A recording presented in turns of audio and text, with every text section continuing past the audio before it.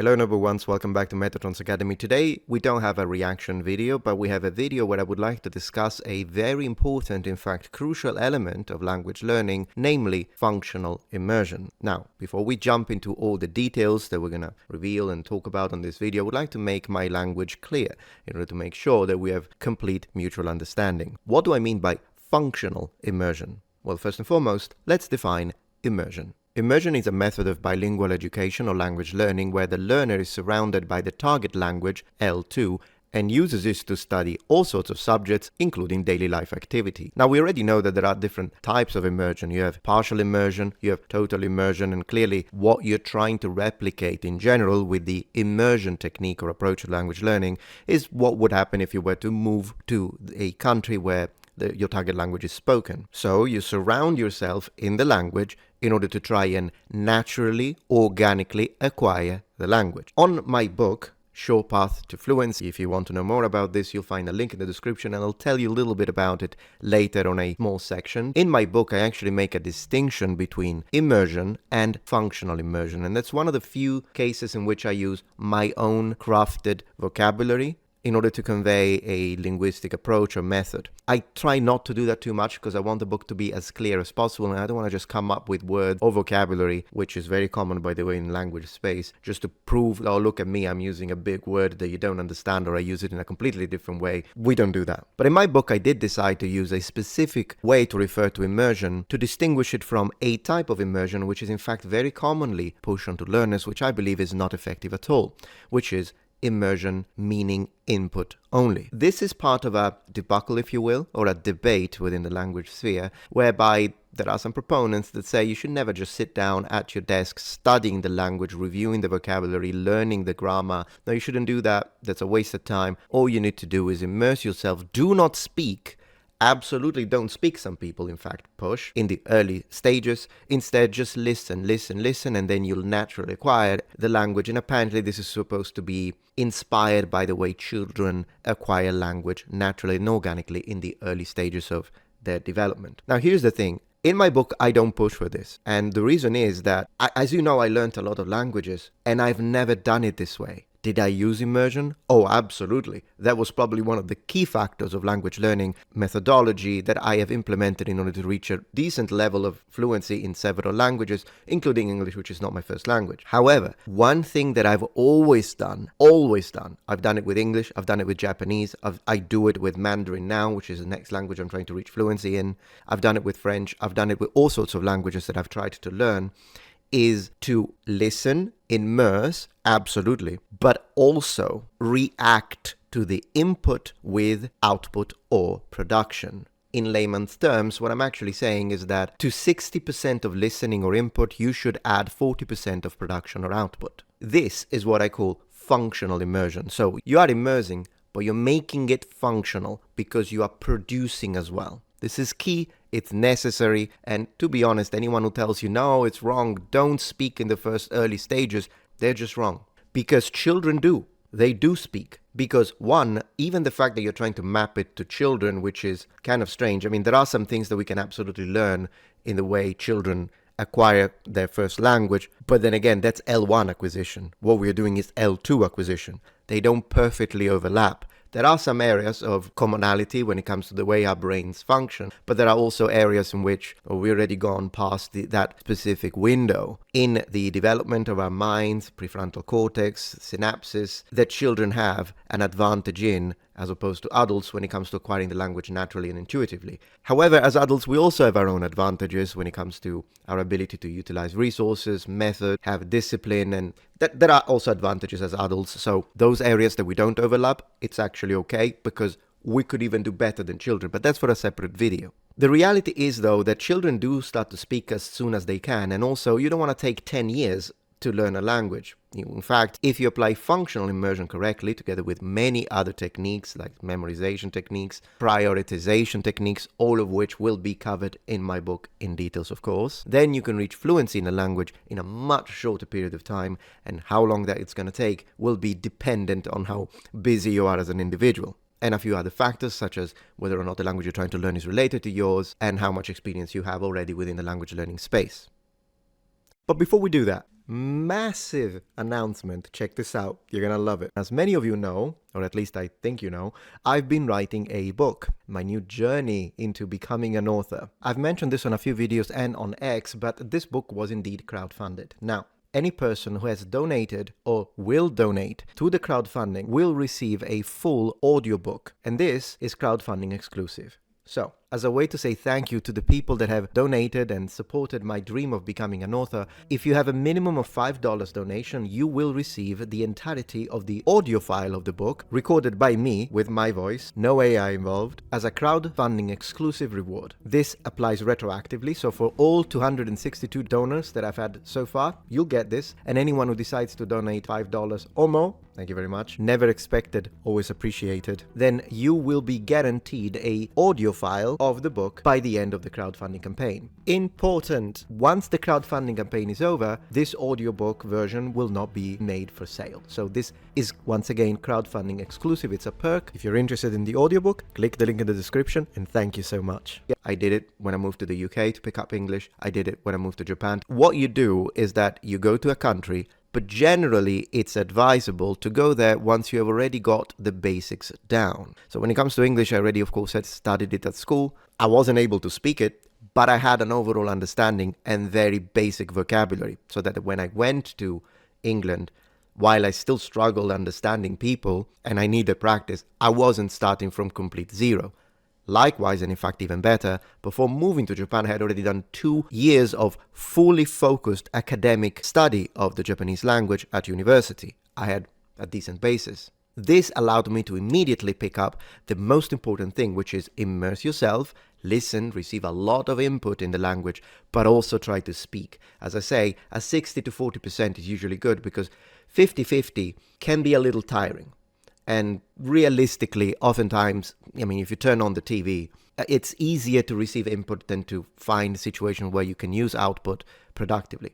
So that's why I say, generally speaking, a 60-40 is good, but trying to break the ice, trying to go through those barriers, talk to as many people as possible, practice the language. Even if you make mistakes, it's fine. Have you ever heard children, for those who want to keep talking about this, the idea of imitating children F up their first language all the time. So it's fine, as long as those mistakes are addressed, and you're open to criticism, productive and constructive criticism, then it's absolutely fine to make mistakes. And in fact, sometimes making a mistake and having someone tell you, oh no, we don't say this, we say that, like it's not gakko, it's gakko, even for pitch accent, then in Japanese, it's actually good, because it makes it stick to your memory, because now you have an experience whereby you said it wrong, the guy corrected you, now you will never forget it. So believe it or not, it can be even productive to make mistakes. So don't fear making mistakes. But the idea is you have to speak. Moving to the country, probably the best thing you can ever do. But what if you can't? What if you don't have the budget? What if you don't have the time? What if you are connected to your country right now, whatever location, because of work-related or family-related issues? What do you do? Well, then you need to simulate it. And that's what I do with Mandarin, because I couldn't move to China, I couldn't move to Taiwan, and right now, even less so, because I have a family here and I have a job and whatnot. My job being blocked in China, as far as I understand, so even worse. How do you simulate it? Well, the best thing would be to have someone who is a native speaker who lives with you. So if you're married to a Chinese, that's a fantastic way to be like, love, I really want to learn the language. Can you speak to me in Chinese for most of the day? And is it okay if I try and practice with you and say my sentences? Clearly, it's not a spouse, it's not a girlfriend or a boyfriend, then perhaps it's a friend.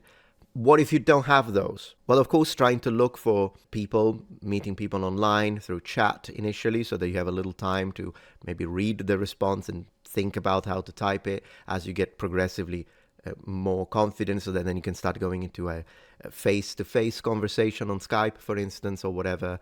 So yes, that would be good as well. But what if you just can't find them? You can't find them, you don't have money to pay for tutorship. What do you do in that case?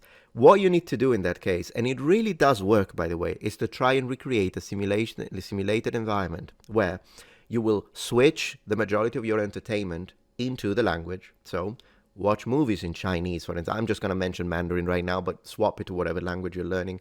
Watch movies in Chinese. Watch videos on YouTube in Chinese. You have a lunch break and you enjoy watching something while you eat, watch it in Mandarin. Play video games in Mandarin. If you feel confident enough, switch the language in your phone into Mandarin. I understand that Mandarin specifically makes it particularly difficult because of the writing system. Good opportunity to practice, but of course, if you're doing that in French, apart from all the decorative letters that they never read, it wouldn't be as much of a problem. It's easier to look them up. This is how you simulate the input, right? You're not having these conversations. Watch movies, watch dramas, play games. Try to figure out ways in which, for the majority of the day, you listen to the language. But if that's all you do, and that's when we enter the section with functional immersion. If that's all you do, you'll never learn to speak. Yeah, you'll familiarize with the words, and if you are really good with your ear, you might familiarize in recognizing the tones, but you will not be able to produce them because you never practiced it. It's a waste of time. It's a waste of time. It's a half-baked exercise. So what do? Speak to yourself? Yes. Actually, yes. Now, for beginners, this is dangerous. So this is very important now. Key aspect, in fact. Don't click away. This is important. For beginners, because if you try to build up sentences, so imagine, I'm watching a movie, there is a conversation. I pretend that they're talking to me. So if the YouTuber is saying, today I'm going to the park, then I pause and I say, oh, that's lovely. I like going to parks. Resume. I'm pretending to have a conversation. Right? And I do this all the time. I make it interactive rather than just passive and listening. And it's fine if it takes me a little while at first to produce these sentences because it's okay, I pause them. Now, what if you're an ultra beginner? Then it can be dangerous because you could fossilize you could produce incorrect sentences, which most likely you're going to do, and then fossilize those and learn wrong. Or you could use words that you found it in the dictionary, but it's not how they say it for like whatever it is, a chair, a sofa, a floor, ceiling. Maybe you wanted to say something like, look, this is my bedroom, but you're using the wrong word that natives don't actually use. Of course, that's a possible problem. So if you're an intermediate, upper intermediate, and you're confident with the vocabulary and your ability to produce sentences, but you're just not fluent yet, then absolutely do what I do. Pause, produce your sentences, unpause, that's great. But if you're an ultra beginner, what you should do is that you should use prepared sentences. So watch a video, tutorial, instruction, where they tell you, today we're going to learn these sentences, these structures, these words, vocabulary lists. Like, okay, you have like a Chinese person who's teaching you, this is how we say potatoes, this is how we say carrot, this is how we say fridge, whatever. So because you're learning it from a native, you can be sure that that's the way they say it. And it works for vocabulary, so you don't use the wrong word in your functional immersion practice, but also for sentences, because you are learning these pre-created sentences, which, when you're an ultra beginner, is a great way to make sure you're not memorizing incorrect things. And then when you study some grammar, and you are understanding the grammar, and you want to try and produce a sentence of your own, try to switch things that you know are switchable. So don't switch particles, don't switch grammatical functions that you don't know if they can be switched, but switch nouns, switch verbs that you know that it's fine if instead of saying, I like eating apples, you're going to say, I like eating eggs in the morning. So it's okay because the structure hasn't been touched, and so you can be sure that the structure is correct. So as an ultra beginner, that's how you should do it. As an intermediate to advanced, you can just create this simulation. But what's fascinating, what's important to do is that to make your immersion functional, you have to produce almost as much as you listen. And if you do this and you do it consistently every day, even after as little as 2 weeks, you will notice immediately a difference. And after a month to 3 months, the difference will be big. The difference will be big. You feel more confident when you speak. And this will also prepare you for when you actually start talking and you finally find, because eventually you're going to find them, you find a native that you can practice with. Because you will have said these things so many times that then if you need to tell him something like, this morning I had coffee for breakfast, I didn't eat anything, you've already said it so many times, it will come out fluently. And the native will feel more at ease when he's trying to have a conversation with you rather than feeling awkward because he doesn't know, well, I don't know, this guy takes half an hour to say a sentence. Not your fault, but the native can feel a little awkward, and that could cause him to switch to your language if you have that, and that's disastrous for your practice. So immersion is key, but it has to be functional. And for more details on this, check out my book. Thank you very much, and I will see you very soon on the next video. Thank you for joining Metatron's Academy.